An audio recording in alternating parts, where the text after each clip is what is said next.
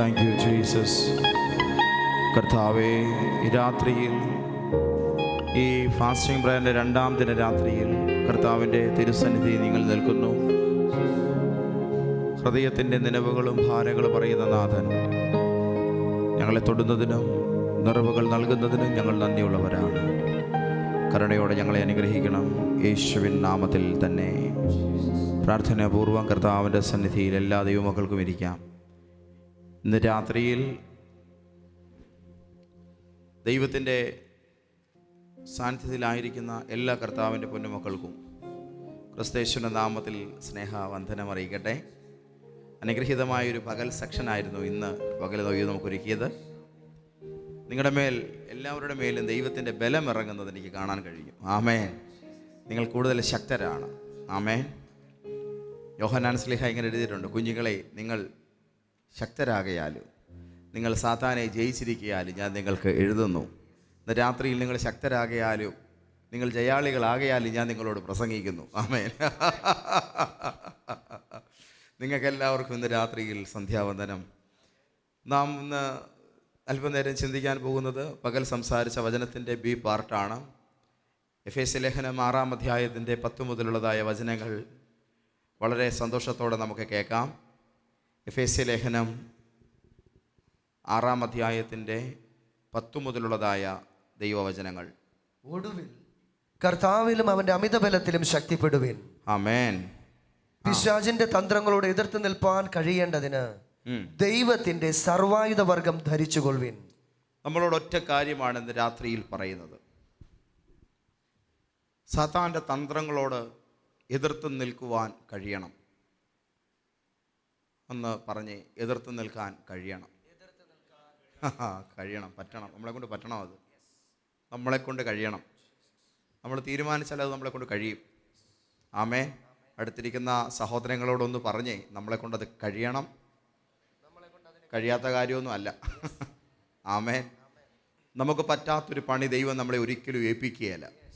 ഒരു സ്തോത്രം പറയാമോ? ഹല്ലേലൂയ. ഗിരീഷ് ബ്രദറോട് ഈ സഹോദരന് ഒരു കമ്പനി കൊടുക്കാൻ വന്നിരുന്നേ. ആമേൻ. ഇന്ന് രാത്രി ആയതുകൊണ്ട് കൂടുതലും ആൾക്കാരൊക്കെ ഓൺലൈനിലാണ്. വന്നാൽ തിരിച്ചു പോകാനൊക്കെ താമസം, ബുദ്ധിമുട്ടൊക്കെ പ്രയാസമായതുകൊണ്ട് നമ്മളിവിടെ കുറച്ച് പേരെ ഉള്ളതിൽ ഇന്ന് ഓൺലൈനിൽ ഒരുപാട് പേർ ദൈവമക്കൾ കർത്താവിൻ്റെ വചനം കേൾക്കുവാൻ നമ്മുടെ കൂടെയുണ്ട്. അവർക്കും ഒരു വന്ദനം പറഞ്ഞുകൊണ്ട് നമുക്ക് കേൾക്കാം. അതായത്, നമ്മളെക്കൊണ്ട് പറ്റാത്ത ഒരു കാര്യം ദൈവം ഒരിക്കലും നമ്മളെ ഏൽപ്പിക്കാറില്ല. നിങ്ങളുടെ ഇപ്പോഴത്തെ വിശ്വാസം കൊണ്ടും നിങ്ങളുടെ മേലുള്ള ഇപ്പോഴത്തെ ആത്മശക്തി കൊണ്ടും ജയിക്കാൻ കഴിയുന്ന ടാസ്കുകൾ മാത്രമേ പരിശുദ്ധാത്മാവ് നിങ്ങളെ ഏൽപ്പിക്കുകയുള്ളൂ. ഒരു സ്തോത്രം പറയണം ആ വാക്കിന്. ആമേൻ. 10-ാം ക്ലാസ്സുകാരൻ്റെ പാഠപുസ്തകം 2-ാം ക്ലാസ്സുകാരന് പഠിക്കേണ്ടതില്ല. കാരണം സിലബസ് സജ്ജമാക്കപ്പെട്ടിരിക്കുന്നത് ഓരോ കുഞ്ഞിൻ്റെയും ബുദ്ധിവികാസത്തിനും അതാത് പ്രായത്തിൻ്റെ പ്രാപ്തിക്കും അനുസൃതമായിട്ടാണ്. നിങ്ങൾ യേശുവിനെ കൈക്കൊള്ളുന്ന ആ ഒരു സമയം മുതൽ നിങ്ങൾ എന്തിനെ ഫേസ് ചെയ്താലും അതിനെ മറികടക്കാൻ ആവശ്യമായിരിക്കുന്ന പവർ ഓൾറെഡി ദൈവം അതിന് മുന്നവേ നിങ്ങളുടെ മേൽ പകർന്നിരിക്കും. ആമേൻ. അതൊരു പക്ഷേ നിങ്ങൾ കിടന്നുറങ്ങുമ്പോഴായിരിക്കാം നിങ്ങളുടെ മേൽ വരുന്നത്. പ്രാർത്ഥിക്കുന്ന സമയത്ത് തന്നെ കൂടുതൽ ശക്തി കിട്ടണമെന്നില്ല. ഒരു സ്തോത്രം പറഞ്ഞേ. നാം ദൈവകരങ്ങളിൽ ഏൽപ്പിച്ച് നമ്മുടെ ജീവിതം അങ്ങോട്ട് മുന്നോട്ട് കൊണ്ടുപോകുമ്പോൾ നമ്മൾ വെറുതെ ഇരിക്കുന്ന ചില സമയങ്ങളിലോ വിശ്രമിക്കുന്ന വേളകളിലോ ഒക്കെയാണ് ദൈവം അത് പകരുന്നത്. ഹല്ലേലൂയ. പ്രാർത്ഥിച്ചിട്ട് ഉറങ്ങണമെന്ന് പറയുന്നത് അതുകൊണ്ടാണ്.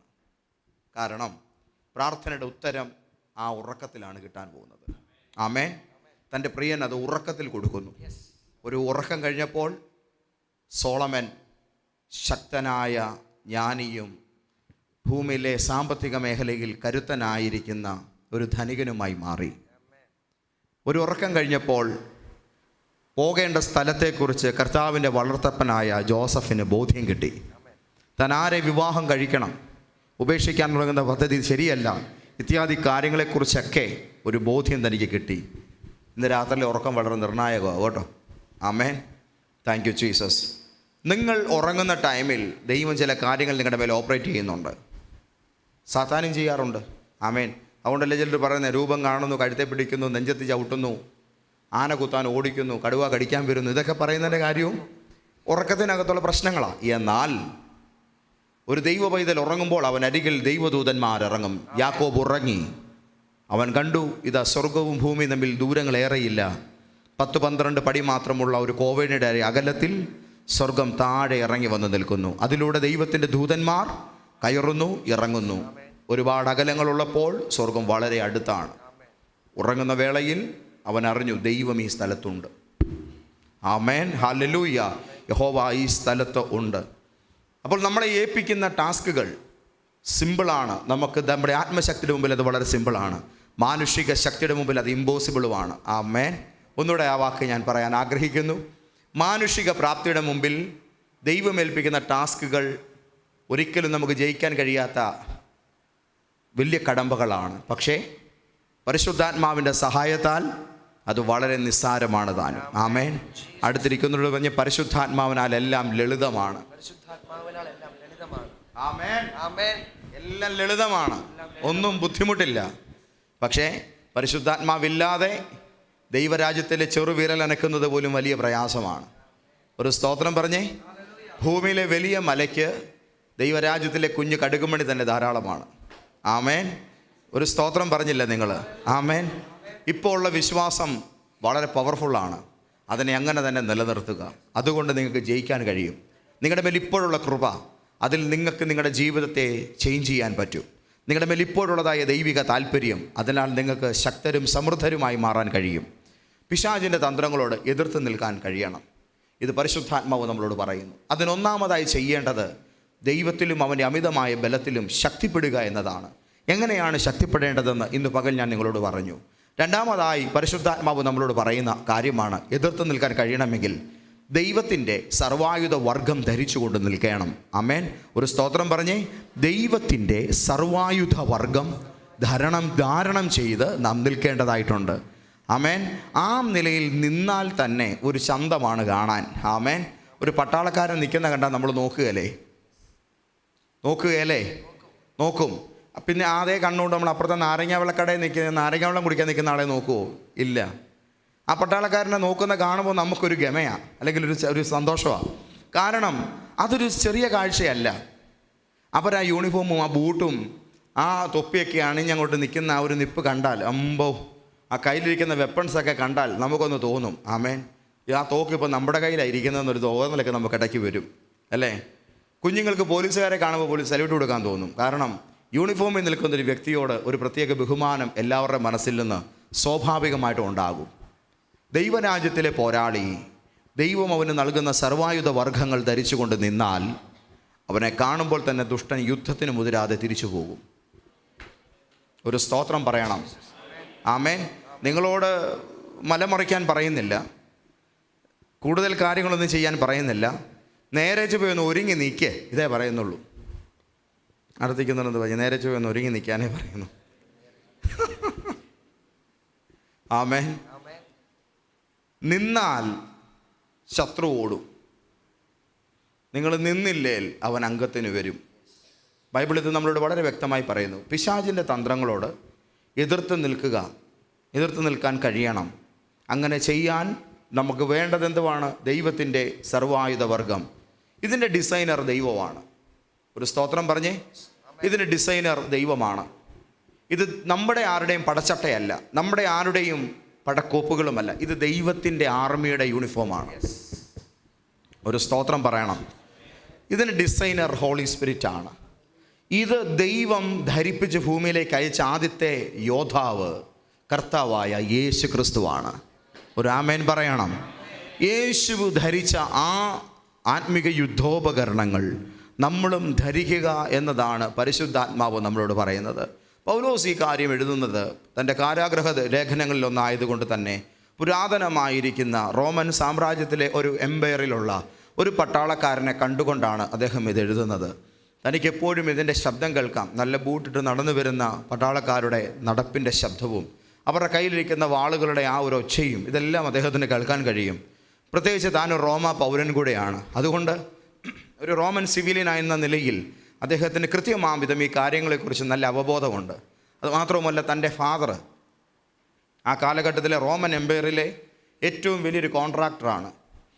പട്ടാളക്കാരുടെ കമ്പനികൾ ഒരു സ്ഥലത്തുനിന്ന് മറ്റൊരു സ്ഥലത്തേക്ക് പോകുമ്പോൾ അവർക്ക് താമസിക്കാനുള്ളതായ ഷെൽട്ടറുകൾ, ടെമ്പററി ഹട്ടുകൾ ഇതെല്ലാം രൂപകൽപ്പന ചെയ്യുന്ന കോൺട്രാക്റ്റ് ബേസിൽ ഇത്തരം കാര്യങ്ങൾ പട്ടാളക്കാർക്ക് വേണ്ടി ചെയ്തു കൊടുക്കുന്ന വലിയ തോലുകൊണ്ടുള്ള കൂടാരങ്ങൾ ഉണ്ടാക്കുന്ന, അപ്പോൾ തന്നെ വലിയ പടച്ചട്ടകൾക്ക് ആവശ്യമായിരിക്കുന്ന ഈ കവചങ്ങളും പരിചകളുമൊക്കെ നിർമ്മിക്കുന്ന കൊല്ലന്മാരൊക്കെ, തോൽ കൊല്ലന്മാരും അല്ലാതെ ഇരുമ്പ് പണിക്കാരുമെല്ലാം പൗലോസിൻ്റെ അപ്പൻ്റെ പണികാരായിട്ടുണ്ട്. അതുകൊണ്ട് തന്നെ നൂറുകണക്കിന് തൊഴിലാളികൾ തന്നെ റോമൻ എംപയറിൽ ജോലി ചെയ്യുന്ന നിരവധിയായിരിക്കുന്ന ജോലിക്കാരെ തന്നെ ഓരോ ദിവസം കണ്ടുകൊണ്ടാണ് ഈ കുഞ്ഞുനാൾ മുതൽ നമ്മുടെ സാവുൾ വളർന്നു വന്നുകൊണ്ടിരിക്കുന്നത്. അദ്ദേഹത്തിന് അതുകൊണ്ട് ഇതിനെക്കുറിച്ച് നല്ല അവബോധമാണ്. ഒരു സ്ഥലത്തു നിന്ന് മറ്റൊരു സ്ഥലത്തേക്ക് ഇതൊക്കെ കൊണ്ടുപോകണമെങ്കിൽ ഒരു പിക്കപ്പ് വാൻ വിളിച്ചാൽ പോരാ, കാരണം അതുപോലെ ലോഡാണ്. ഇത് കയറ്റണമെങ്കിൽ തന്നെ 9 കപ്പലുകൾ വേണം. അപ്പോൾ സ്വന്തമായിട്ട് തൻ്റെ ഫാദറിന് അത്രയും സംവിധാനങ്ങളുണ്ടായിരുന്നു. അതുകൊണ്ട് തന്നെ കാശുള്ള വീട്ടിലെ പയ്യനാണ്, ഇഷ്ടം പോലെ പൈസയാണ്. ലോകത്തുള്ള എല്ലാവിധമായ ഹൈ ലെവൽ സെറ്റപ്പുകൾ വന്ന് തൻ്റെ വീട്ടിലുണ്ട്. വലിയ മാളിക പോലത്തെ ഭവനവും സംവിധാനങ്ങളും എല്ലാം ഉള്ള ആ ഭവനത്തിൽ തനിക്ക് ലഭിച്ചിരിക്കുന്ന പൗരത്വം, ഒരു റോമ പൗരൻ്റെ ഒഫീഷ്യൽ മകനായി തന്നെ താൻ ജനിച്ചതിലൊക്കെ അഭിമാനം കൊണ്ടു നിൽക്കുന്ന ആ ഒരു കാലത്താണ് പൗലോസ് കർത്താവിലേക്ക് കടന്നു വരുന്നത്. ഒരു സ്തോത്രം പറഞ്ഞാട്ടെ. അപ്പോൾ ഈ വക കാര്യങ്ങളെക്കുറിച്ചെല്ലാം അദ്ദേഹത്തിന് നല്ല വ്യക്തമായ കാഴ്ചപ്പാടുണ്ട്. അതുകൊണ്ട് തന്നെ ഏറ്റവും നല്ല പോരാളികൾ ഇവിടെയുള്ളവരാണ്. പുരാതന ഗ്രീസിലെ സ്പാർട്ടൻസ്, അവരിൽ നിന്നും ഏറ്റവും നല്ല യുദ്ധാഭ്യാസികൾ ഉടലെടുത്ത കാലം മുതൽ അതിനുശേഷം വന്നതായ റോമൻ സാമ്രാജ്യത്തിൻ്റെ കാലത്തും അവിടെയുള്ള ഗ്ലാഡിയേറ്റേഴ്സും പോരാളികളും എല്ലാം അജയ്യന്മാരായി സമൂഹത്തിൻ്റെ നടുവിൽ നിൽക്കുന്നുണ്ട്. അവരുടെ പോരാട്ട വീര്യങ്ങൾ ആ കാലഘട്ടത്തിൽ വലിയ വാഴ്ത്തപ്പെട്ട കാര്യങ്ങളാണ്. അതേക്കുറിച്ച് കവിതകൾ വരെ ആ കാലഘട്ടത്തിലുണ്ട്. ഒരു സ്ത്രീ ഒരു കുഞ്ഞിനെ പ്രസവിക്കാൻ വേണ്ടി ആഗ്രഹിക്കുമ്പോൾ അവൾ ആഗ്രഹിക്കും, ഞാനൊരു സ്പാർട്ടൻ്റെ മകനെ പ്രസവിക്കണം. എന്താ കാര്യം? സ്പാർട്ടൻസിൻ്റെ സ്ത്രീകളോട് ചോദിച്ചു, നിങ്ങൾക്ക് എങ്ങനെയാണ് ഇത്രയും നല്ല കുഞ്ഞുങ്ങളുണ്ടാകുന്നത്? ഉടനെ ആ സ്ത്രീ പറഞ്ഞു എന്നാണ് പറയുന്നത്, ഞങ്ങൾ പോരാളികളെ, യോദ്ധാക്കളെ മാത്രം പ്രസവിക്കുന്നു.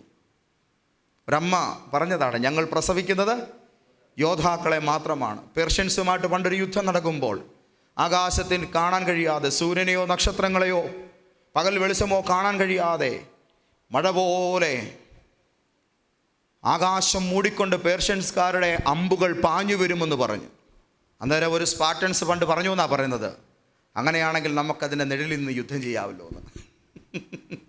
അതാണ് അവരുടെ മൈൻഡ് സെറ്റ്. ആകാശത്തിൽ നോക്കിയാൽ മാനം കാണാൻ കഴിയാത്ത വിധത്തിൽ ആകാശത്തെ പ്രകാശം മൂടിക്കൊണ്ട് കൂരമ്പുകൾ ഇങ്ങനെ പാഞ്ഞു വന്ന് ഒരു ദേശത്ത് മുഴുവൻ അസ്ത്രങ്ങൾ പെയ്തു വീഴത്തക്ക വിധം പേർഷ്യൻ സമൂഹം ഇങ്ങനെ അസ്ത്രങ്ങൾ എയ്തു വിടുമ്പോൾ ആ പാഞ്ഞു വരുന്ന ആ തണലിൽ നിന്നുകൊണ്ട് നമുക്ക് നമ്മുടെ പണി നടത്താമെന്ന് പറഞ്ഞവന്മാരാണ് പുരാതന ലോകത്തിലെ പോരാളികൾ. ആമേൻ. അങ്ങനെ പുകൾപ്പറ്റ ഈ വീരന്മാരുടെ നടുവിൽ ഇങ്ങനെയുള്ളവരെ കണ്ടുകേട്ട് വളർന്ന ഒരുവൻ സഭയ്ക്കോട് വിളിച്ചു പറയുകയാണ്, നീ നശിച്ചു പോകുന്ന അമ്പിനാൽ വീഴ്ത്തപ്പെടുന്ന യോദ്ധാവല്ല, പകരം ഒരു പാതാള ഗോപുരത്തിന് ജയിക്കാൻ കഴിയാത്ത ക്രിസ്തുവേശുവെന്ന മഹാപോരാളിയുടെ പിന്മുറക്കാരനാണ്. യേശു ക്രിസ്തുവിൻ്റെ സർവായുധ വർഗമാണ് ദൈവം നിന്നെയും ധരിപ്പിച്ചിരിക്കുന്നത്. പരിശുദ്ധാത്മാവാണ് നിന്റെ ശക്തിയുടെ രഹസ്യം. ആമേൻ. നിന്റെ കരത്തിൽ ദൈവം ആയുധങ്ങളെ തന്നിട്ടുണ്ട്. ഈ കാര്യങ്ങൾ പറഞ്ഞ് ദൈവസഭയെ ഉറപ്പിച്ചുകൊണ്ട് പൗലോസ് ഈ കാര്യം രചിക്കുകയാണ്. അപ്പോൾ ഈ വിധത്തിൽ പോരാട്ടത്തിന് ഒരുങ്ങി തന്നെയാടാവുകയും ഞാൻ ഇരിക്കുന്നത് എന്ന നിലയിൽ ഒരു ദൈവപൈതൽ അരമുറുക്കി കച്ചകെട്ടി എഴുന്നേറ്റാൽ അവനോട് പിന്നെ ഒന്ന് പൊരുതാൻ ഒരു ദുഷ്ടനും തയ്യാറാകില്ല. സ്തോത്രം. ഹല്ലേലൂയ. ഒരാമേൻ പറഞ്ഞാട്ടെ. പഴയ നിയമത്തിലെ പോരാളിയിൽ ഒരാളായിരുന്നു ശിംശോൻ. നിങ്ങൾക്കറിയാം, അവൻ്റെ പേരിൻ്റെ അർത്ഥം തന്നെ ചെറിയൊരു സൂര്യൻ എന്നാണ്. വലിയ അജാന ബാഹുവൊന്നുമല്ല, ഒരു പെണ്ണിൻ്റെ കയ്യിൽ ഒതുങ്ങത്തക്ക വിധമായിരുന്നു തൻ്റെ ശരീരമെന്നാണ് എഴുതിയിരിക്കുന്നത്. അതാ വലിയ ഘടാഘടീനൊന്നും അല്ലായിരുന്നു. അദ്ദേഹത്തിൻ്റെ പോരാട്ട വീര്യത്തിൻ്റെ കാരണം 10,000 ആനകളുടെ ശക്തി തൻ്റെ കൈകാലുകളിൽ ഉടലിൽ ഇറങ്ങി വന്ന് ഒരു പുലിയെ പോലെ താനിങ്ങനെ ശത്രുക്കൾക്ക് നേരെ പാഞ്ഞതിനെ അടിച്ചു വീഴ്ത്തുന്ന ആ നിലയിൽ കരുത്തനായി നിന്നത് ആ സമയങ്ങളിൽ ആ മനുഷ്യൻ്റെ മേൽ ഇറങ്ങി വന്ന പരിശുദ്ധാത്മാവിനാലായിരുന്നു. ഒരാമേൻ പറയണം. Hallelujah, hallelujah, hallelujah, hallelujah, hallelujah. ഈ വിധത്തിൽ ശക്തനായി നിൽക്കുന്ന ആ മനുഷ്യൻ, അയാളുടെ ബലത്തെക്കുറിച്ച് ബൈബിൾ വളരെ വ്യക്തമായി പറയുന്നുണ്ട്.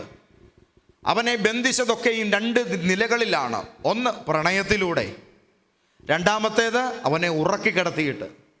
ഒന്നവൻ പ്രണയത്തിൽ വിശ്വസിച്ചു. ഒരു സ്ത്രീക്ക് അവൻ തൻ്റെ ഹൃദയം കൈമാറി പ്രണയത്തിൽ വിശ്വാസം അർപ്പിച്ചു. അവളുടെ മടിയിൽ അവൻ കിടന്നുറങ്ങുന്ന സമയത്തൊക്കെയാണ് അവൻ്റെ കയ്യിൽ കയറുകൾ വീണിട്ടുള്ളത്.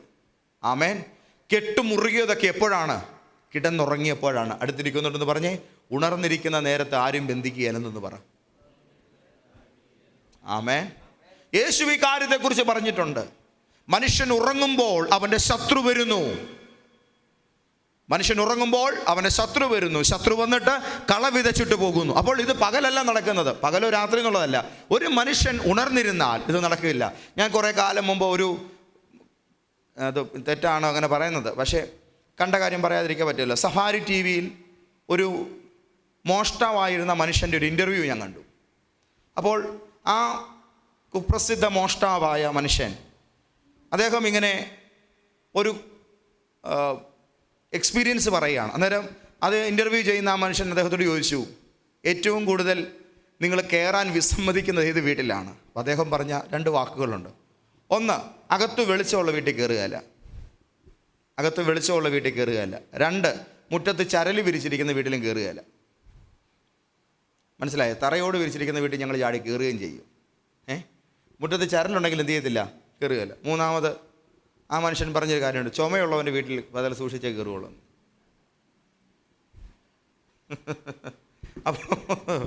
അപ്പം ചുമച്ചുകൊണ്ടിരിക്കുമ്പോൾ ഇത് ബോധത്തോടെ ചുമയ്ക്കുന്നതാണോ അല്ലാതെ ചുമയ്ക്കുന്നതാണോ എന്നറിയത്തില്ല. ആമേൻ. ചില ചുമയൊക്കെ നല്ലതാ. എനിക്ക് ചുമയ്ക്കാൻ വരും എന്ന് പറഞ്ഞപ്പോൾ. ഹല്ലേലൂയ. അപ്പോൾ ഈ ഒരു നിലയിൽ ഉണർന്നിരിക്കുന്നവൻ്റെ വീട്ടിൽ എന്ത് ചെയ്യത്തില്ല? കയറുകയില്ല. ONV കുറിപ്പ് എഴുതി, 5 പഞ്ചേന്ദ്രിയ വാതിലുകളിലൂടെ അകമയെ കള്ളൻ കയറി അലക്ഷ്യമായി തുറന്നിട്ടിരിക്കുന്ന ആ ഇന്ദ്രിയങ്ങളുടെ കഥകളിലൂടെയാണ് ഞാനെന്ന ഗൃഹാങ്കണത്തിലേക്ക് എന്ത് ചെയ്തത്? മോഷ്ടാവ് കയറി വന്നത്. ചുരുക്കി പറഞ്ഞാൽ ഉണർന്നിരിക്കുന്ന സമയത്ത് ഇതൊന്നും ഉണ്ടാകുകയില്ല. ജാഗ്രതയില്ലായ്മയാണ് എപ്പോഴും ഈ വിധത്തിലുള്ളതായ അറ്റംപ്റ്റുകൾക്കെല്ലാം ശത്രുപക്ഷത്തെ പ്രചോദിപ്പിക്കുന്നത്.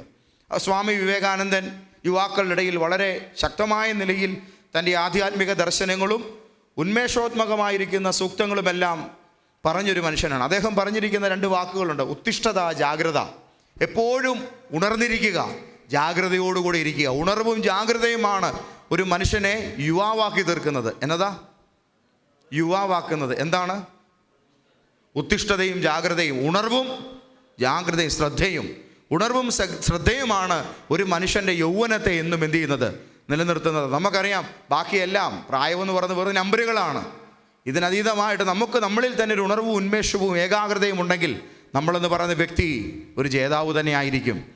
ദൈവത്തിൻ്റെ സർവായുധ വർഗം ധരിക്കണം. അപ്പോൾ സാംസൺ ഉറങ്ങുന്ന സമയത്താണ് അയാളെ ബന്ധിച്ചത്. ഉണർന്നിരിക്കുന്ന നേരങ്ങളിൽ അയാളെ തൊടാൻ പോലും ശത്രുക്കൾക്ക് കഴിയുമായിരുന്നില്ല. അവർ വലിയ പടയായിട്ട് വന്നാൽ പോലും അവർക്ക് അടുക്കാൻ പോലും പറ്റുമായിരുന്നില്ല. നടന്നു പോകുന്ന വഴിയിൽ ഒരിക്കൽ ഫെലിസ്ത്യർ അദ്ദേഹത്തിന് നേരെ വന്നു. കയ്യിൽപ്പെട്ടിരുന്ന ആരകായുധങ്ങളോ ബോംബുകളോ ഗ്രനേഡുകളോ ഒന്നുമില്ല. അവിടെ കിടന്നപ്പോൾ കെട്ടിയത് അതുവഴി കാണ്ട് പോയപ്പോൾ ഏതോ മൃഗത്താൽ വേട്ടയാടപ്പെട്ടിട്ട് മൃഗങ്ങളും തിന്നിട്ട് ബാക്കിയിട്ടിട്ട് പോയ ഒരു കഴുതയുടെ താടിയെല്ലാണ്. പച്ചത്താടിയെല്ലെന്ന് എഴുതിയേക്കുന്നത്, ഉണങ്ങിയതല്ല. കാരണം അത് അടുത്ത സമയത്തെങ്ങാണ്ട് വേട്ടയാടപ്പെട്ടൊരു മൃഗമാണ്. അതിൻ്റെ താടിയെല്ലിന് ഇച്ചിരി നീളമുണ്ട്. ആ താടിയെല്ലെടുത്ത് കൈ പിടിച്ചു. ചെറിയൊരു കഠാരയുടെ മാത്രം വലിപ്പം വരും, അധികമൊന്നുമില്ല. അതുകൊണ്ട് അവൻ കുന്ന് 1, കുന്ന് 2 എന്ന നിലയിൽ ഒരാളെന്നോട് ചോദിച്ചു, കുന്നിൻ്റെ മണ്ടേ കയറിയാണ്? ഞാൻ പറഞ്ഞ അല്ല, അതല്ല അതിൻ്റെ അർത്ഥം. കുന്ന് 1, കുന്ന് 2, ഒന്നാമത്തെ കുന്നേ കയറി 3000 എണ്ണത്തെ അടിച്ചു, രണ്ടാമത്തെ കുന്നേ കയറി 10,000. അതല്ല, കൊന്നതിനെ കൂട്ടി വെച്ചപ്പോൾ കുന്നുപോലിരുന്നു. മനസ്സിലാവുന്നുണ്ടോ പറയുന്നേ? കുറേ എണ്ണത്തെ അടിച്ചു പുള്ളി അടുക്കി അങ്ങ് വെച്ചു. തട്ടിയിട്ട് എന്ത് ചെയ്തു? കൊന്നിട്ട് പിന്നെ വിട്ടിട്ട് പോകല്ലായിരുന്നു. പുള്ളി നല്ല ആർട്ടിഫിഷ്യലായിട്ട് അതിനെ എന്ത് ചെയ്തു? അടുക്കി വെച്ചു. ദൂരെ നിന്ന് നോക്കിയാൽ തന്നെ ഒരു മലയിരിക്കുന്നു. ചെന്ന് നോക്കിയപ്പോൾ മനസ്സിലായി നമ്മൾ പൂട്ടാൻ വിട്ടവന്മാരായി ഇങ്ങനെ ഇരിക്കുന്നത്. പിടിച്ച് കെട്ടാൻ വേണ്ടി കുറേ പേരെ നമ്മൾ ആയുധങ്ങളും കൊടുത്ത് വിട്ടില്ലേ, അവരായിപ്പോൾ ഇങ്ങനെ ഇരിക്കുന്നത്. രണ്ടാമത്തെ കുന്ന് പോലെ രണ്ടാമത്തെ എണ്ണത്തെയും കൂട്ടി. അന്ന് 3000 എണ്ണം പട്ടുപോയി. കുന്ന് 1, കുന്ന് 2 എന്ന് പറഞ്ഞ് അവൻ വീഴ്ത്തിക്കളഞ്ഞു, തകർത്ത് തരിപ്പണമാക്കി കളഞ്ഞു. Price the Lord. ഹല്ലേലൂയ. ആ കരമുയർത്തി കർത്താവിനെ ഒന്ന് സ്തുതിച്ചേ. ശക്തി ഇറങ്ങിയാൽ, ദൈവത്തിൻ്റെ ശക്തിയിൽ ബലപ്പെട്ട് നിന്നാൽ നിങ്ങൾ നടത്താൻ പോകുന്ന പടയോട്ടം ചരിത്രത്തിൽ എഴുതപ്പെടും. ദൈവം നിന്നെ കൊണ്ട് ചെയ്യിപ്പിക്കാൻ പോകുന്ന കാര്യങ്ങൾ വളരെ വലുതായിരിക്കും. ശ്രദ്ധയോടെ ഈ വചനത്തിലേക്ക് നോക്കിക്കേ. അപ്പോൾ ദൈവികമായിരിക്കുന്ന ഈ ഒരു പടക്കോപ്പുകൾ ധരിച്ചുകൊണ്ട് യുദ്ധത്തിനായി നിൽക്കുക എന്ന് പരിശുദ്ധാത്മാവ് വളരെ വ്യക്തമായി പറയുന്നു. ഇത് ഡിസൈൻ ചെയ്തിരിക്കുന്നത് ദൈവമാണ്, മാനുഷികമായ നിലയിൽ രൂപകൽപ്പന ചെയ്തിരിക്കുന്നതല്ല. റോമൻ എംപയറിൽ ഒരു പട്ടാളക്കാരൻ്റെ ആയുധങ്ങളും പടച്ചട്ടകളും ആ പൂർവ്വകാലത്തെ യുദ്ധരീതികൾക്കനുസൃതമായിട്ട് ചിട്ടപ്പെടുത്തി വച്ചിരിക്കുന്നതാണ്. ഗ്രീക്ക് സൈന്യത്തെ നേരെ വന്ന് തോൽപ്പിക്കാൻ ആർക്കും കഴിയുമായിരുന്നില്ല. ഞാൻ വായിച്ചിട്ടുള്ളത് അങ്ങനെയാണ്. ഒരു ഗ്രൗണ്ടിൽ നിൽക്കുന്നു, ഒരു തുറന്ന പരിസരത്ത് നിൽക്കുകയാണെങ്കിൽ ഒരു ഗ്രീക്ക് കാലഘട്ടത്തിലെ ഒരു സൈന്യവ്യൂഹത്തെ മറിക്കാൻ പറ്റുകയില്ല. കാരണം അവർ പരിചചാരി വെച്ചാൽ ആന ഇടിച്ചാൽ പോലും വീഴുകയില്ല. അത്ര ബലത്തോടെയാണ് അത് എന്ത് ചെയ്യുന്നത്, ചാരി വെക്കുന്നത്. എന്നാൽ റോമാക്കാർ അതിലും ഇച്ചിലൂടെ വിശാലമായിരിക്കുന്ന നിലയിലുള്ളവർ. ഓരോ ലീജിയനും ഓരോ വ്യൂഹം കണക്കെയാണ് യുദ്ധങ്ങൾ ചെയ്തിരുന്നത്. ശത്രുക്കളുടെ ഒരു രീതി അനുസരിച്ച് അവർ പോകുന്നത് നയങ്ങൾ ഏതോ ഒരു മൃഗത്തിൻ്റെ ശാരീരിക ഘടനയ്ക്കനുസൃതമായിട്ടാണ്. മലയിലോ താഴ്വരയിലോ തോട്ടങ്ങളിലോ നദീതീരങ്ങളിലോ എവിടെയും അവർ യുദ്ധം ചെയ്യുവാൻ അഗ്രഗണ്യന്മാരായിരുന്നു. ഈ വിധത്തിൽ ഏത് കാലാവസ്ഥയും അതിജീവിച്ച ഏറ്റവും വലിയ സൈനിക ബലമായി നിൽക്കുന്ന ലോക സൈന്യങ്ങളിൽ ഏറ്റവും ശ്രേഷ്ഠന്മാരായിരിക്കുന്ന റോമാക്കാരെ തന്നെ നോക്കിക്കൊണ്ട് പൗലോസ് പറയുന്നു, ക്രിസ്തുവിൻ്റെ പോരാളികൾ എഴുന്നേൽക്കണം. അവർ ധരിക്കേണ്ടത് ദൈവത്തിൻ്റെ സർവായുധവർഗമാണ്. ആമേൻ. ഇന്നത്തെ കാലഘട്ടത്തിൽ ആത്മലോകത്തിനകത്ത് 2-3 വേർതിരിവുകളുണ്ടെന്ന് നമുക്കറിയാം. യാഥാർത്ഥ ആത്മീയതയുണ്ട്, അതിന് പുറത്തു നിൽക്കാൻ അതിൻ്റെ ഡ്യൂപ്ലിക്കേറ്റ് പരിവേഷവുമുണ്ട്. ഇതിനകത്തെല്ലാം പോരാട്ട രീതികളുമുണ്ട്. സ്തോത്രം.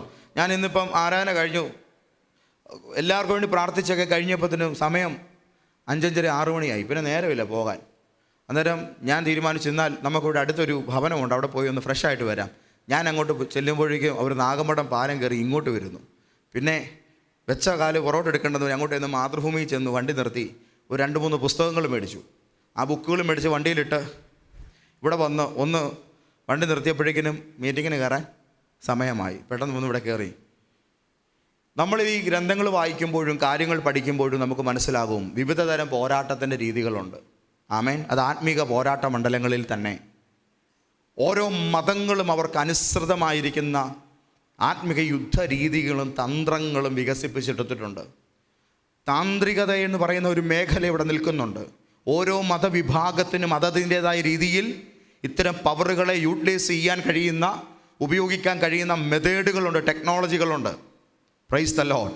ശക്തികളെ ആവാഹിച്ചുകൊണ്ട് കൃത്യമായി അതിനെ ഘടന ചെയ്ത് ഒരു മനുഷ്യനെ ഉയർത്താനോ മറ്റൊരു മനുഷ്യനെ താഴ്ത്താനോ മറ്റൊരുത്തനെ കൊല്ലാനോ വേറൊരുത്തനെ സ്തംഭിപ്പിക്കാനോ മറ്റൊന്നിനെ വശീകരിക്കാനോ ഈ വിധത്തിൽ പല രീതി വൈവിധ്യങ്ങളിൽ ഇത്തരം ശക്തികളെ ഉപയോഗപ്പെടുത്തുന്ന ഒരു സിസ്റ്റം നമ്മൾ നിൽക്കുന്ന ഈ ഭാരതഭൂമിയിലുണ്ട്. നമ്മൾ കേരളീയരാണ്, മലയാളികളാണ്. നമ്മുടെ ഈ ഭാരതത്തിൽ തന്നെ എന്തെല്ലാം നിലയിൽ ഇത്തരം കാര്യങ്ങളുണ്ട്. നമ്മൾ ഈ കേരളം വിട്ട് പുറത്തോട്ടിറങ്ങിയാൽ വഴിയരികെ പോകുമ്പോൾ ഇവിടെ സീമാട്ടിയുടെയും ജോസ്കോയുടെയൊക്കെ വലിയ ഫ്ലെക്സ് ബോർഡുകൾ നിങ്ങൾ കണ്ടിട്ടില്ലേ? ആ ഫ്ലെക്സ് ബോർഡുകൾക്ക് പകരം നമ്മളങ്ങോട്ട് പോകുമ്പോൾ ഭാരതത്തിൻ്റെ ഒരു മധ്യഘട്ടത്തിലേക്ക് നമ്മൾ കടക്കുമ്പോൾ അവിടെയൊക്കെ വെച്ചിട്ടുള്ളത് താന്ത്രിക വിദ്യകൾ ചെയ്യുന്ന വലിയ വലിയ ആചാര്യന്മാരായിരിക്കുന്ന അല്ലെങ്കിൽ തന്ത്രജ്ഞരായിരിക്കുന്ന ആൾക്കാരുടെ സ്ഥാപനങ്ങളുടെ ബോർഡുകളാണ് വെച്ചിരിക്കുന്നത്. അവരതിനകത്ത് പച്ചക്കെഴുതിയിട്ടുണ്ട് എന്ത് കാര്യം ചെയ്തു തരുമെന്ന്. അപ്പോൾ ഏത് കാര്യവും ചെയ്യാൻ പറ്റുന്ന നിലയിൽ ഇവിടെ ഒരു രീതി ഇന്ന് നമ്മുടെ ഈ ഭാരതത്തിലുണ്ട്. ഈജിപ്തുകാരതിൽ മോശമാണോ? അല്ല. മോശയും അഹരോനും ചെയ്ത എല്ലാ പരിപാടിയും അവർ ചെയ്തില്ലേ? നിങ്ങളൊന്ന് പറഞ്ഞേ. ചെയ്തു. പുരാതന കൽദായർ, അവരുടെ കരങ്ങളിൽ എല്ലാ ഐറ്റങ്ങളും ഉണ്ടായിരുന്നു. ബാബിലോണിക്കാർ മികച്ചവരായിരുന്നു ഈ കാര്യങ്ങളിലെല്ലാം. ഓരോ സാമ്രാജ്യ കാലഘട്ടത്തിലും ദൈവത്തിൻ്റെ ജനം പല കാര്യങ്ങളിൽ തെറ്റായ ആത്മീയതയിലേക്ക് വഴുതി പോകുന്നതിൻ്റെ പിന്നിലെ ഉള്ള ഒരു പ്രധാനപ്പെട്ട കാരണം ഇത്തരം കർമ്മങ്ങളാലുള്ള ആകർഷണീയതയായിരുന്നു. അതായത് നിങ്ങൾക്കൊരാവശ്യമുണ്ടെങ്കിൽ അത് നടപ്പിലാക്കി തരാൻ ഞങ്ങളെ കൊണ്ട് കഴിയുമെന്ന നിലയിൽ അവർ പല പ്രകടനങ്ങൾ കാണിക്കുമായിരുന്നു, പല മാജിക്കുകൾ കാണിക്കുമായിരുന്നു. ഇവിടെ ഉണ്ടോ? കോട്ടയത്ത് തന്നെ ഉണ്ടോ? ആ കാലത്തായാലും നിങ്ങൾ തിരിച്ചു വന്നേ. വാ വാ വാ വാ ഇവിടെ ഇരിക്കും. സ്തോത്രം. ഹല്ലേലൂയ. അപ്പോൾ ഇത്തരത്തിലുള്ളതായ കാര്യാദികൾ ചെയ്യുന്ന ഒരു ലോകത്തിൻ്റെ മുമ്പിൽ ഒരു ദൈവ പൈതലിന് നേരെ ഇത്തരം ഏറ്റുമുട്ടലുകൾ വരുന്നൊരു സാഹചര്യം ഉണ്ടാകുമ്പോൾ എങ്ങനെയാണ് ഒരു കർത്താവിൻ്റെ പൈതലിൻ്റെ നിലപാട് എന്തായിരിക്കണം? നിൽക്കേണ്ടതുപോലെ നിന്നാൽ ഇത് തൊടുകയില്ല. ഉറപ്പിച്ച് പറയുന്നത്, ഞാൻ ചുമക്കുന്ന ദൈവവചനം ഉയർത്തിപ്പിടിച്ചുകൊണ്ട് ഞാൻ പറയാം, കർത്താവിൻ്റെ സർവായുധവർഗം ധരിച്ചു നിൽക്കുന്നവൻ ഇതിനെല്ലാം മീതെ അതീതനാണ്. ആമേൻ.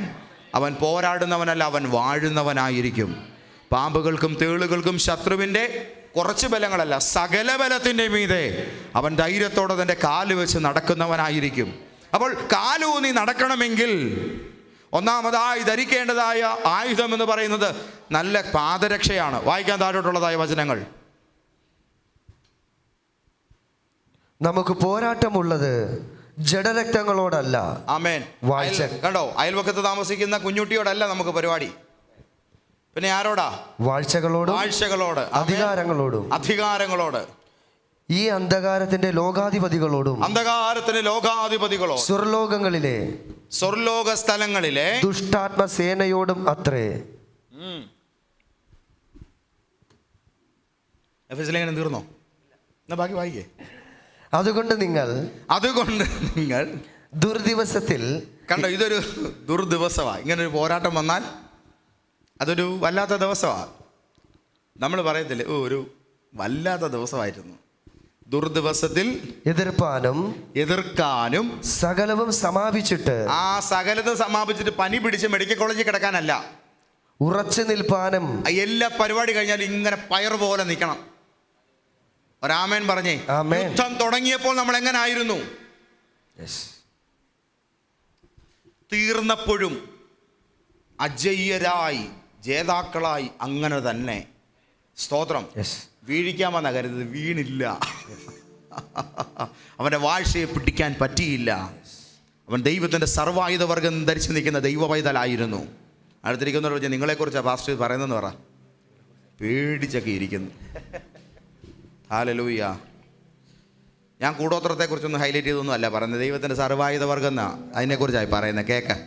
അപ്പോൾ സകലതും സമാപിച്ച് കഴിഞ്ഞ ശേഷം ഉറച്ചു നിൽക്കാനും കഴിയേണ്ടത്, ഇളകുന്ന കാലുമായിട്ട് നിൽക്കാനല്ല, ഉറച്ചു നിൽക്കാനും ഇവിടെ നമ്മുടെ കുഞ്ഞുങ്ങളുടെയൊക്കെ പല്ല് പറയുന്ന കാലത്ത് നമുക്കറിയാലോ, ഇങ്ങനെ ഇളക്കിക്കൊണ്ട് നടക്കും അല്ലേ?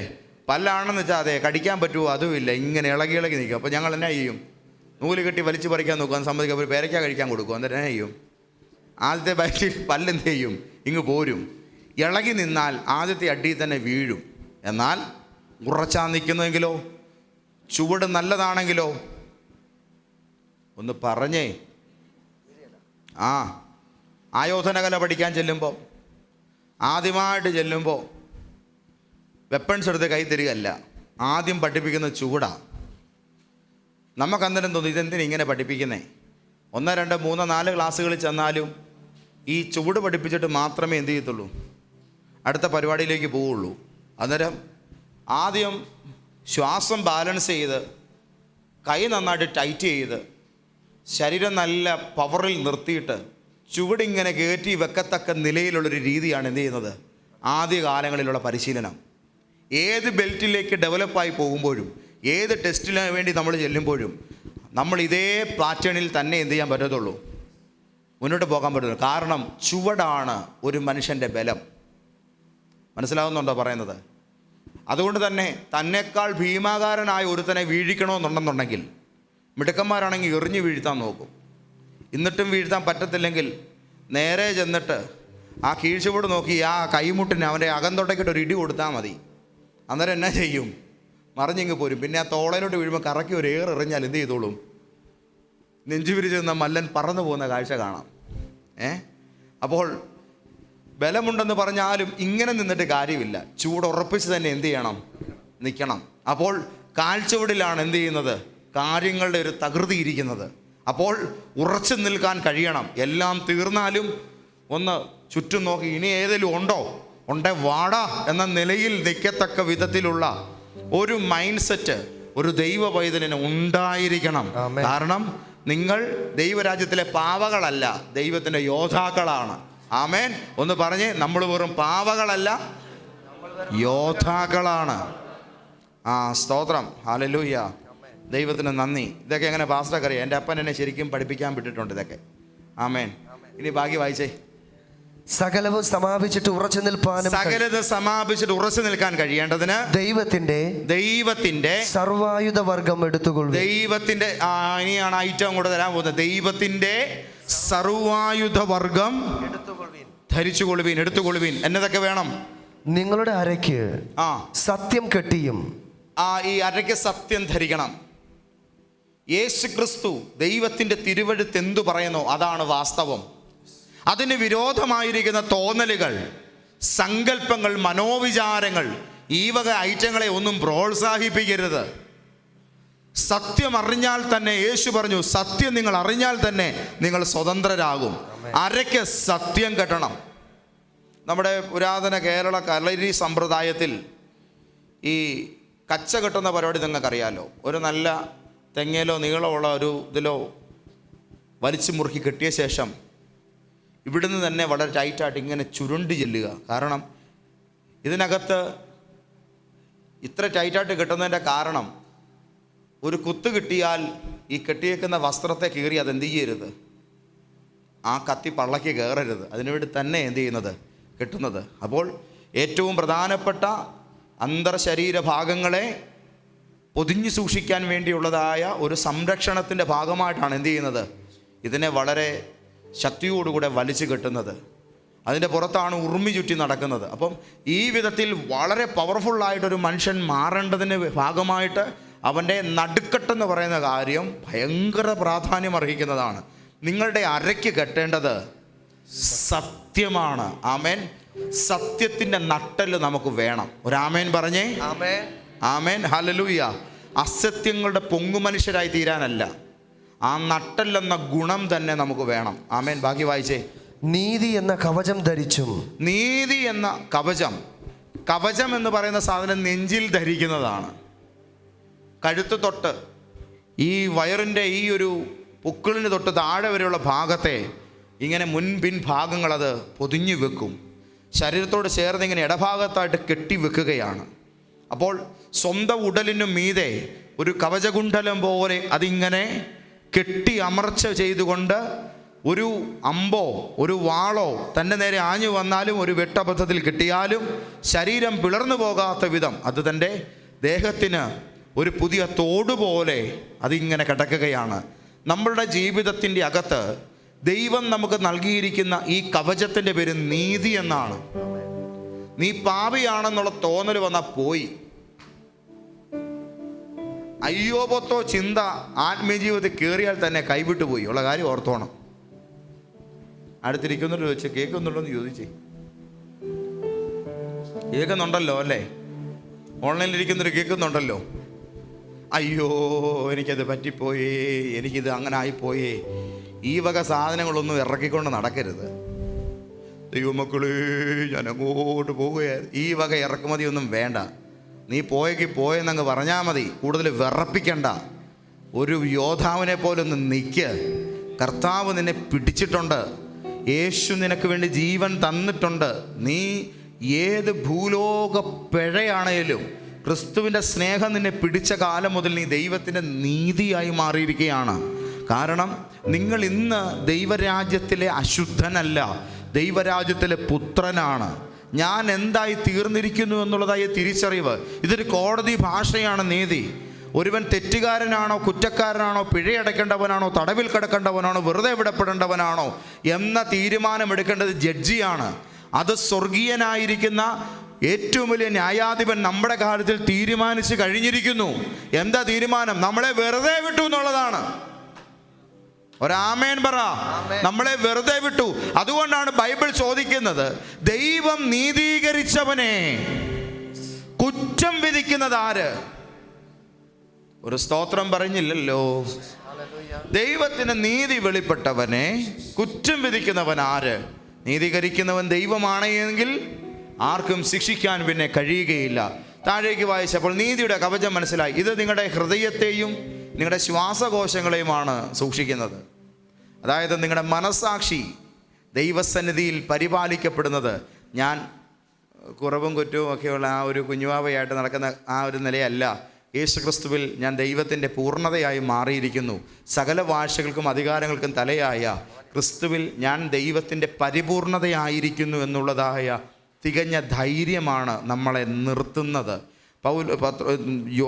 യോശുവയോട് ദൈവം പറഞ്ഞൊരു വാക്കുണ്ട്, നീ പോകുന്ന ഇടത്തെല്ലാം നിൻ്റെ ദൈവമായ യഹോവ നിൻ്റെ കൂടെ ഉള്ളതുകൊണ്ട് ഉറപ്പുള്ളവനും ധൈര്യമുള്ളവനുമായിരിക്കുക. ആമേൻ. ഹല്ലേലൂയ. അപ്പം നീതിയുടെ കവചം. ബാക്കി വായിച്ചേ. സമാധാന സുവിശേഷത്തിനായുള്ള ഒരുക്കം കാലിന് ചെരുപ്പാക്കിയും. ലൂണാറിൻ്റെ ചെരുപ്പല്ല. കാലിൻ്റെ അടിയിൽ ഒരു ബൂട്ട്, ആ ബൂട്ടിൻ്റെ കീഴിൽ ആണി പോലെ താഴോട്ടേക്ക് ഇങ്ങനെ നീണ്ടു നിൽക്കുന്ന സാധനം. ഈ നെയിലുകൾ ഇങ്ങനെ താഴേക്ക് ഇങ്ങനെ അടിച്ചിറക്കി വെച്ചിരിക്കുന്നതിൻ്റെ കാരണം ഇന്ന് അത്ലറ്റുകൾ ഓടാൻ അല്ലെങ്കിൽ ഫുട്ബോൾ കളിക്കാർ അവരുടെ കാലിൽ അണിയുന്ന ബൂട്ട് ആ നിലയിലുള്ളതാണ്. ഒരു ചുവട് വെച്ചാൽ വഴുതി വീഴാത്ത വിധം ചവിട്ടുന്ന മണ്ണിനെ ആധിപത്യം പുലർത്തിക്കൊണ്ട് ചവിട്ടുന്ന വിധത്തിൽ. ആമേൻ. ഒരു ചുവട് വെച്ചാൽ അവിടെ വേരിറങ്ങുകയാണ്. ഒരാമേൻ പറയണം. കാല് വെച്ചാൽ അവിടെ എന്ത് ചെയ്യുകയാണ്? വേരിറങ്ങുകയാണ്. നീ കാല് കുത്തുന്ന ദേശം ഞാൻ നിനക്ക് അവകാശമായി തരുമെന്ന് യോശുവയോട് ദൈവം പറഞ്ഞു. നിന്റെ ഉള്ളങ്കാല് ചവിട്ടുന്ന ദേശമൊക്കെയും ഞാൻ നിനക്ക്. ഒരു സ്തോത്രം പറയണം. ഒരു ആട്ടി ഓടിക്കപ്പെടുന്ന ഒരു അഭയാർത്ഥിയെ പോലെയല്ല, ഒരു നാടിൻ്റെ മീതെ സർവാധികാരിയായിരിക്കുന്ന ഒരു പ്രഭുവിനെ പോലെ നീ കാലുറപ്പിക്കണം. ആ ദേശത്തിന് നിലവിൽ അതുവരെ എന്തെല്ലാം ദേശാധിപത്യ ശക്തികളുണ്ടെങ്കിലും നീ കാലുകുത്തുമ്പോൾ അത് പാമ്പായാലും തേളായാലും ശത്രുവിന്റെ സകല ബലമായാലും നിന്റെ കാലിന്റെ കീഴെ അമർന്നിരിക്കും. സിംഹത്തിന്റെ മേലും അണലിയുടെ മേലും നീ ചവിട്ടും.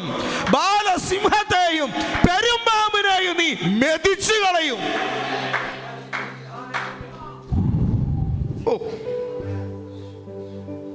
ആമേൻ.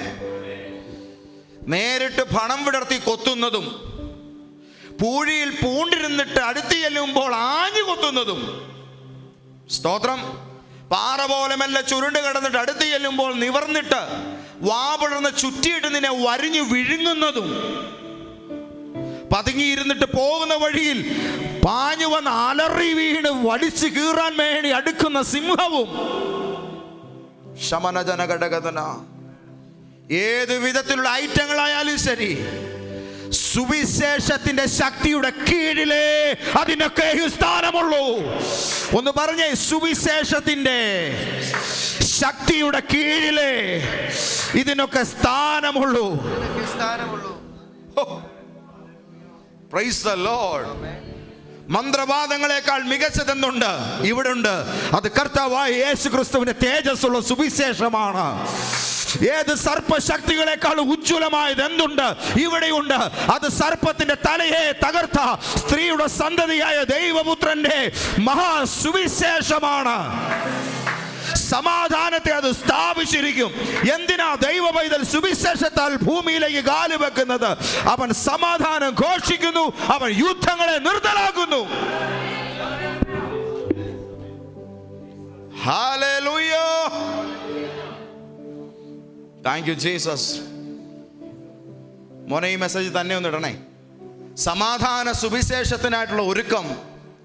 കാലിന്റെ ചെരുപ്പാക്കുക. നീ കാല് കുത്തുന്നിടത്ത് സമാധാനം പുലരും. അവിടെ എന്നാ കലഹമുണ്ടേലും, അവിടെ എന്നാ പ്രശ്നമുണ്ടേലും, അവിടെ എന്നാ ദുരാധിപത്യങ്ങളുണ്ടെങ്കിലും നീ കാല് വെക്കുന്നതോടെ അവിടെ ദൈവരാജ്യത്തിന്റെ പതാക ഉയരും. റാമാന ശഗാധിനിയ. കുടുംബങ്ങൾക്ക് മീതെ പാറുന്ന ശാപത്തിന്റെ പതാകകൾക്ക് തീ പിടിക്കും. റൂഡരകൽ ഖനാദന. കാറ്റത്ത് പാറിപ്പറന്നു നിന്ന ഏത് ദുഷ്ട ചെങ്കൊടികളായാലും, ഏത് ഇരുട്ടിന്റെ അധികാരങ്ങളായാലും, ഏത് പൈശാചിക മുദ്രയുള്ള ഉന്നതമായ കൊടികളായാലും അതൊക്കെയും ദൈവപുത്രന്റെ തേജസ്സിന്റെ സുവിശേഷത്തിന് മുമ്പിൽ അത് കത്തി വീഴുന്ന കാഴ്ച നിങ്ങൾ കാണും.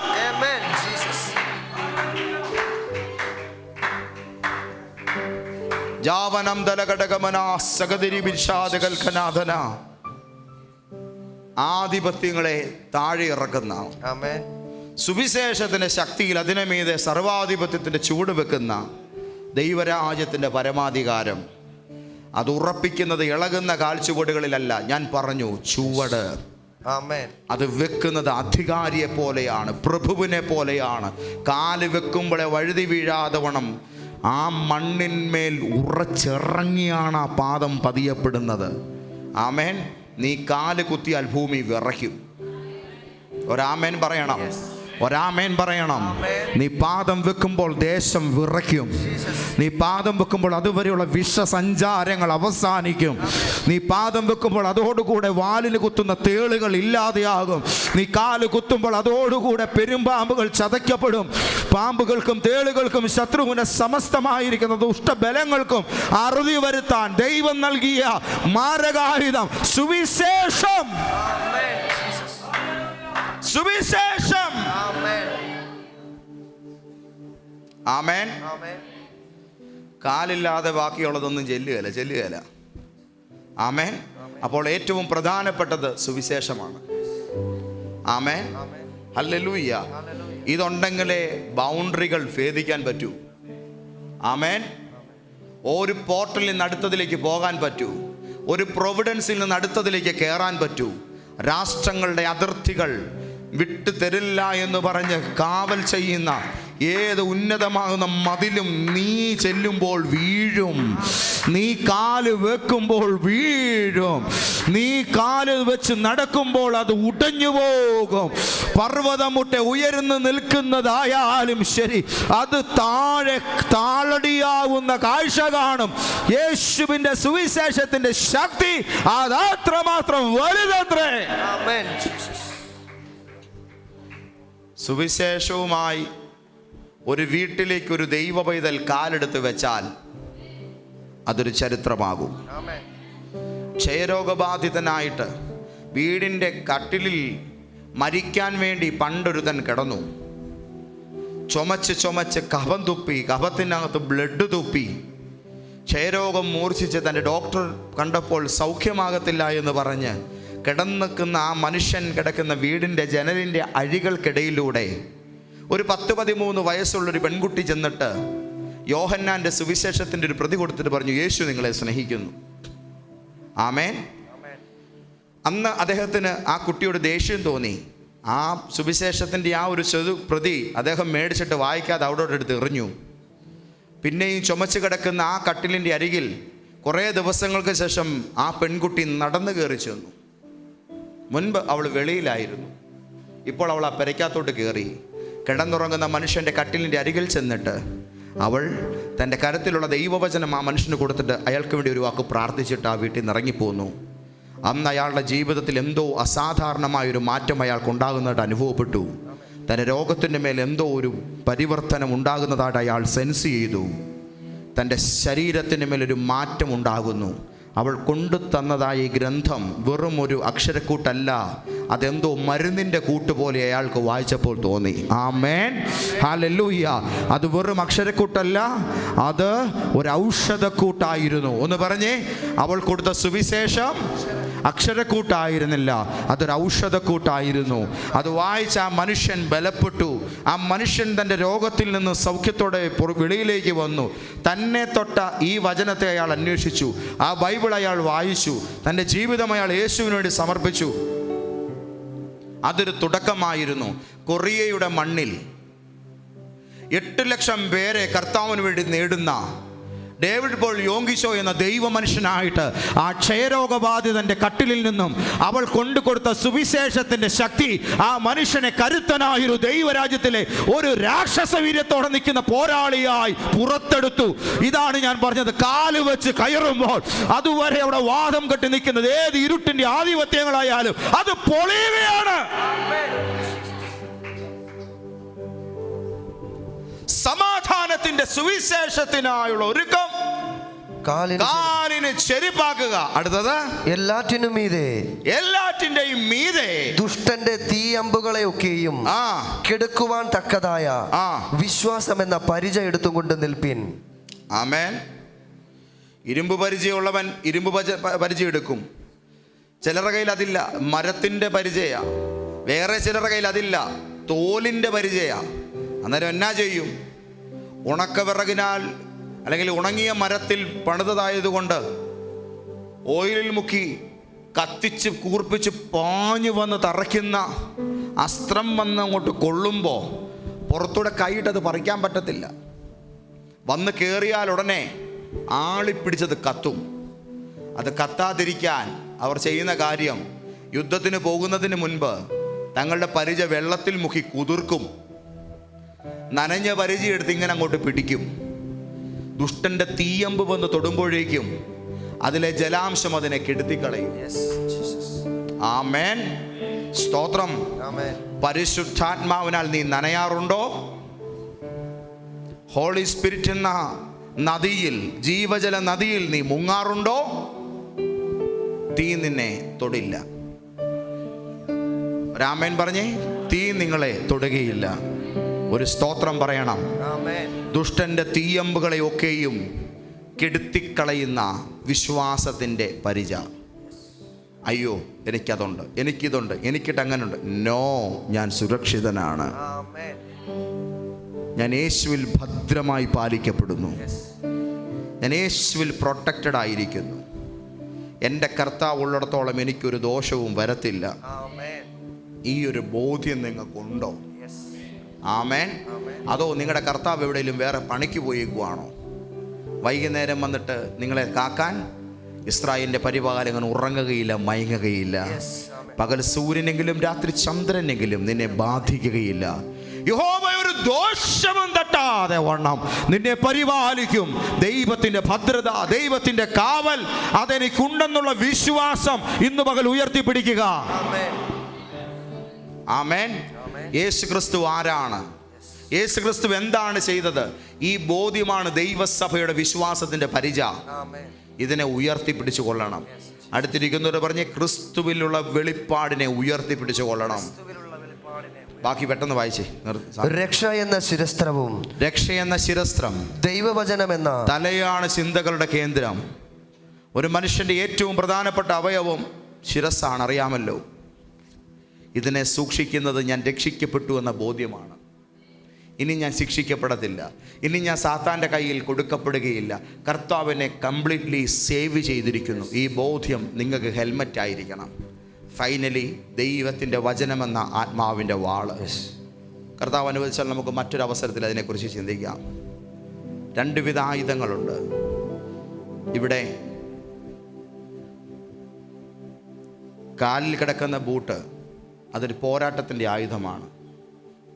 നീ പോകുന്ന വഴിയിൽ നിനക്ക് നേരെ ഇഴഞ്ഞു കയറുന്ന എന്തിനേലും കണ്ടാൽ തീർത്തേക്കുക. ആമേൻ. ഒട്ടിച്ചേക്കുക, ചവിട്ടി മെതിച്ചേക്കുക. ആമേൻ. ആന നടക്കുന്ന പോലെ അങ്ങ് നടന്നേക്കുക. ഒരു സ്തോത്രം പറഞ്ഞേ. പൂച്ച നടക്കുന്ന പോലെ അല്ല നടക്കേണ്ടത്, ആന നടക്കുന്ന പോലെ എന്ത് ചെയ്യണം? നടക്കണം. ആമേൻ. ഇത് സ്വയരക്ഷയ്ക്കും പോരാട്ടത്തിനും കൂടെ ഒരു ആയുധമാണ്. ആമേൻ. കയ്യിലിരിക്കുന്ന പരിച അതൊരു പോരാട്ടത്തിനും പ്രൊട്ടക്ഷനുമുള്ള ആയുധമാണ്. ഏറ്റവും ഫൈനൽ വെപ്പണുകളിൽ ഒന്ന് അത് ഒരു ദൈവ പൈതലിൻ്റെ കരത്തിലിരിക്കുന്ന വിശ്വാസത്തിൻ്റെ പരിചയയുടെ അപ്പുറത്തിരിക്കുന്ന ദൈവവചനമെന്ന ആത്മാവിൻ്റെ വാളാണ്. മുറിച്ച് കളയാൻ, വെട്ടി മുറിച്ച് ഖണ്ഡമാക്കി കളയാൻ ദൈവം നിൻ്റെ കയ്യിൽ തന്നിരിക്കുന്നു ഈ മാരകായുധം. ഇത് ധരിച്ച് പോരാടിയില്ലേ പോലും റെഡിയായിട്ട് എഴുന്നേറ്റ് നിന്നാൽ മതി, ദുഷ്ടൻ പൊക്കോളും. പിശാചിനോട് എതിർത്തും നിൽപ്പീൻ, എന്നാൽ അവൻ നിങ്ങളെ വിട്ട് ഓടിപ്പോയിക്കൊള്ളും. ഇത് കേൾക്കുമ്പോൾ ഏണ്ട് വലിയ സ്വത്വം എൻ്റെ നേരെ വരുന്നു, ഞാൻ എന്നും ഇങ്ങനെ നോ. എന്താണ് സാത്താൻ? എന്താണ് അയാളുടെ അജണ്ട? ബൈബിൾ വളരെ ലളിതമായിട്ട് പറയുന്നു. നിങ്ങൾക്കുണ്ടാകുന്ന ചിന്തകളും സങ്കല്പങ്ങളും വിചാരങ്ങളുമാണ് പിശാച്.